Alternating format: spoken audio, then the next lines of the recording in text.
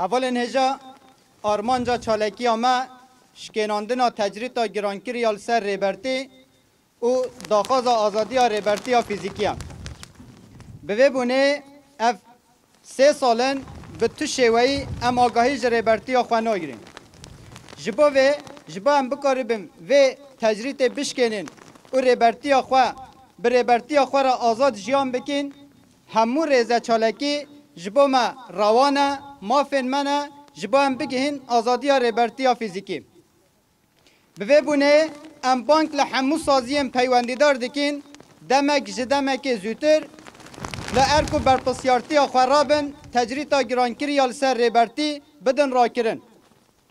آلیه دندجی ام بانک لحمو کردن خدان کرامت دکین ده هر قاده ده تشتاکو دکه و سر ملیوان پیک بینن جبا هم بکاربن آزاد به ریبرتی خواره جیان بکین. ام باش دزانین هزین قمپلوگر هزین نخیرخواست جبا باندورا ریبرتی لسر کردستان نمینه لبا باندورا ریبرتی لسر روشهلاتا ناوین و جهان نمینه قمپلوک ناو دولتی دان دست پیکرین و ده انجام آوه قمپلوی ده ریبرتی آمه دیل گرتن. لی ریبراپو به بیر و باوری آخواه طول آخواه جو قمپلوگران را کرد. لهمبری هزا دستلاتدار کپیتالیزم کو دخوازه جوا که تالان بکه ریبراپو لبرانبری وی مدرنیته دموکراتیک کو گل بکاربن به هفر جیان بکن آوا کرد. حکومت آکپه و مهپه دخوازن ریبراپو دی گیره و امرالی ده دنا و 12 متر قره ده به باندور بهیلن. لی بره و جیوی ریبراپو جهانی دبا.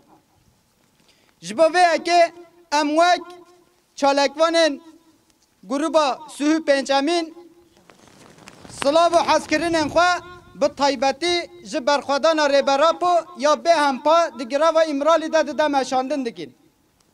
ام سلاو و حسکرین خواه جگریلاین آزادی کردستان را دشینین که ناهلا داگیرکری پیش بکوه. ام سلاو و حسکرین خواه جگرتین آزادی را دشینین دبن همو شرط و مرجان ده به چالکی ها برچیبون داخواز آزادی ریبرتی فیزیکی دکن.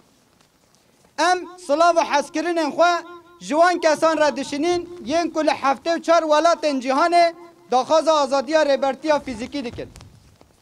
ام سلاو و حسکرین خواه جوان کسان را دشینین ین کل 100 ولات جهان زیدتر قمپانیا خواندنا پرتوکن ریبرتی داین مشاندن دکن.